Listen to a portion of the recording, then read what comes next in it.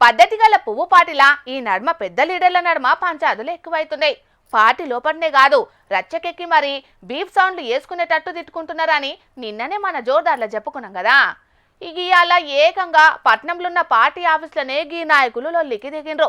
మరి అలా కథ ఎందు అరుచుకుందాం పాండ్రులా.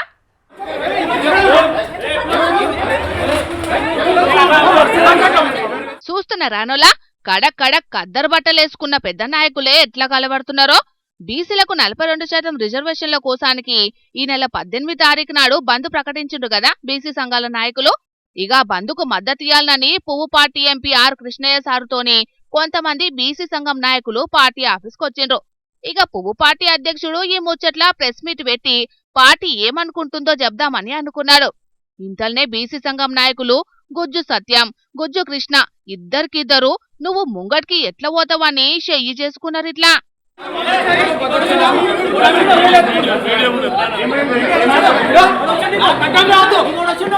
పువ్వుపాటి రాష్ట్ర అధ్యక్షుడు రామచంద్రరావు, ఎంపీ ఆర్ కృష్ణయ్య ముంగట్నే బీసీ సంఘం నాయకులు ఇట్లా లొల్లికి దిగినా వాళ్ళు కూడా ఏం చెయ్యలేకపోయిండ్రు. ఇక చుట్టుముట్టున్నోళ్ళు ఆపుదల చేస్తే లొల్లి మగ్గింది. అటెంకా వచ్చిన పని గురించి బీసీ సంఘం నాయకులు మాట్లాడిండ్రు.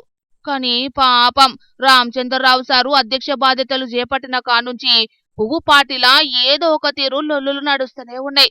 ఇక పార్టీ పతార దెబ్బతిన్నట్టు మాట్లాడుతున్నారని ఇదివరకే ఎమ్మెల్యే రాజాసింగ్ ను సస్పెండ్ చేసిండ్రు పువ్వు పార్టీ పెద్దలు. మరిగా ఈ నడుమ కొంతమంది పార్టీ లైన్ దాటి మాట్లాడుతున్నా చర్యలు మాత్రం తీసుకుంటలేరు. చూడాలి మరి రాబోయే రోజుల్లో ఎట్లుంటదో పువ్వు పార్టీల క్రమశిక్షణ.